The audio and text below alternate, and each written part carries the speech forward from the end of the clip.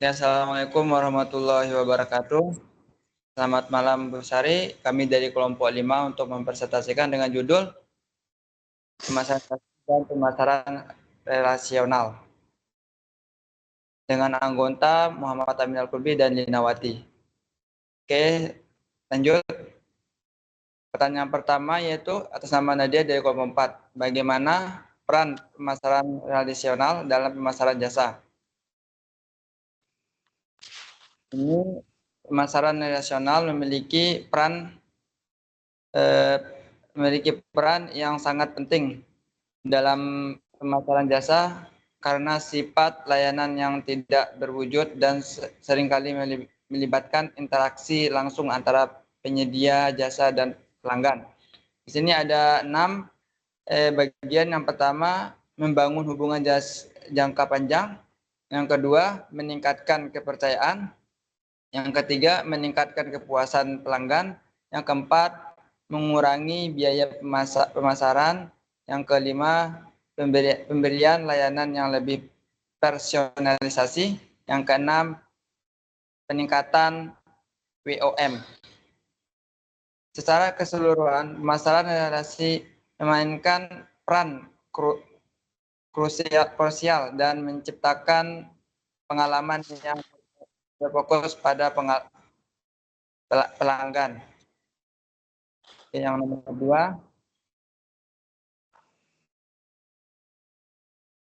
2, yaitu dari pertanyaan dari kelompok 3, jelaskan bagaimana cara membangun relationship kepada pelanggan melalui bidang pemasaran jasa. Nah, di sini ada 10 cara, yaitu yang pertama, memahami kebutuhan dan keinginan pelanggan. Yang kedua, memberikan layanan yang dipersonalisasi.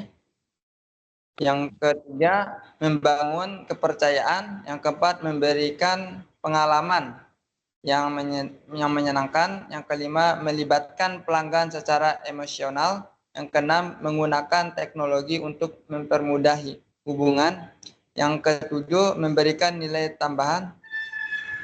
Yang ke-8, membangun komunitas pelanggan. Yang ke-9, memanfaatkan WOM.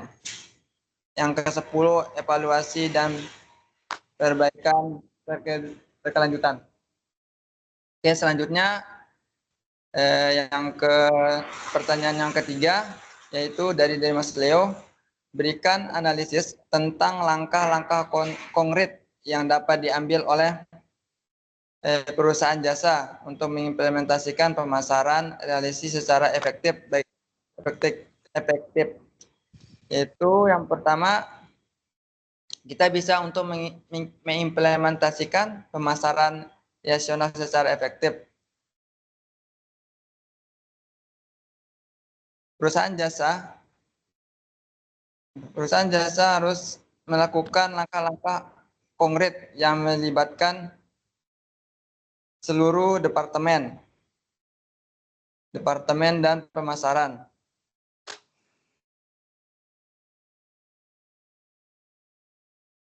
Selain itu, dapat memastikan bahwa hubungan dengan pelanggan dikelola secara kompresif dan setiap titik interaksi.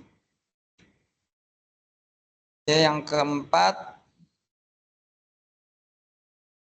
dari pertanyaan Mas Roni, jelaskan penerapan pemasaran yang efektif dalam memuaskan pelanggan dan berikan contoh. Nah, di sini penerapan pemasaran yang efektif dalam memuaskan pelanggan melibatkan pemahaman yang mendalam tentang kebutuhan dan keinginan pelanggan, memberikan layanan yang dipersonalisasi, menjaga kualitas produk dan layanan, serta berkomunikasi secara jelas dan terbuka. Oke, selanjutnya dilanjutkan sama Mbak Lina. Baik, terima kasih. Selanjutnya saya jawab dari pertanyaan Pak Suro. Pertanyaan dari Pak Suro,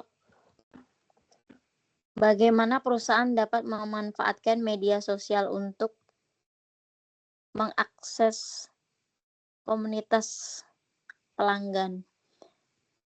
Di sini ada 7. Yang pertama yaitu membangun konten yang relevan dan bernilai. Yang kedua, membuat grup atau forum diskusi. Yang ketiga, menggunakan influencer dan brand ambassador.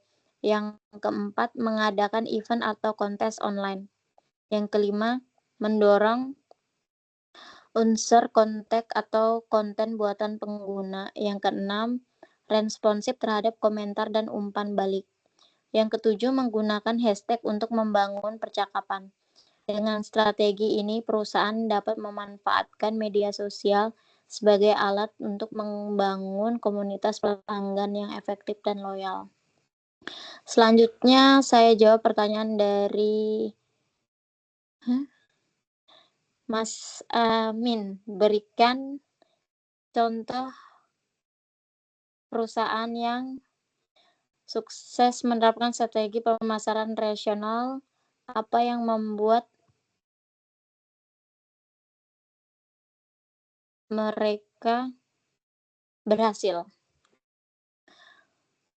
Berikut ini adalah contoh perusahaan yang sukses menerapkan strategi pemasaran rasional berserta alasan mengapa mereka berhasil. Yang pertama itu Amazon, yang kedua Starbucks, yang ketiga Jetpost, yang keempat Apple, dan kelima Netflix. Dan fokus pada kebutuhan pelanggan, interaksi yang dipersonalisasi, layanan, dan yang konsisten. Perusahaan-perusahaan tersebut berhasil menerapkan strategi pemasaran rasional secara efektif. Selanjutnya ini pertanyaan ketujuh dari Melisha. Apa saja sih tantangan yang akan dihadapi dalam menerapkan strategis?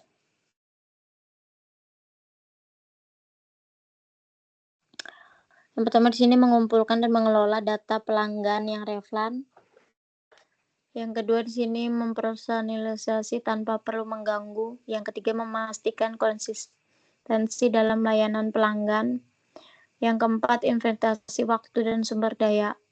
Yang kelima menghadapi hamparan pelanggan yang terus meningkat. Yang keenam mengelola loyalitas pelanggan dalam persaingan ketat.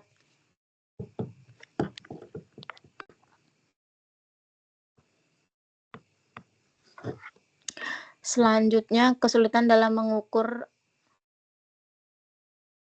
restoran investment. Dan yang ke-8, tantangan imigrasi antara departemen. Dan yang ke-9, ketergantungan pada teknologi. Dengan mengatasi tantangan-tantangan ini, perusahaan dapat menerapkan strategi pemasaran secara rasional, secara lebih efektif, dan menjaga hubungan yang kuat dengan pelanggan. Selanjutnya yang terakhir yaitu pertanyaan dari Mas Amin. Apa yang dimaksud dengan pemasaran rasional? Bagaimana pemasaran berbeda dari pemasaran tradisional?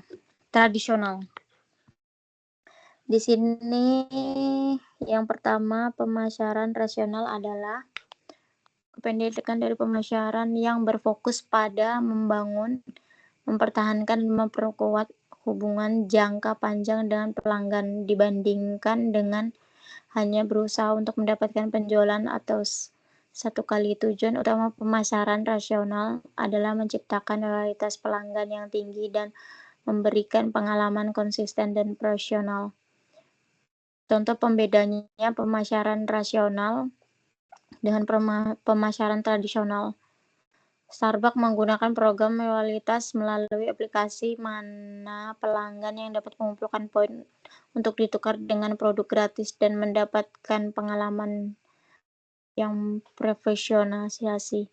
Sedangkan pemasaran tradisional sebuah perusahaan mobil untuk menjalankan iklan di TV dengan harapan menarik perhatian massa untuk membeli produk tanpa upaya lebih lanjut dalam membina hubungan. Dengan memahami pembedaan ini atau perbedaan ini, pemasaran rasional membantu perusahaan untuk tidak hanya dapat mendapatkan pelanggan, tetapi juga mempertahankan mereka yang menciptakan nilai lebih dalam jangka waktu panjang.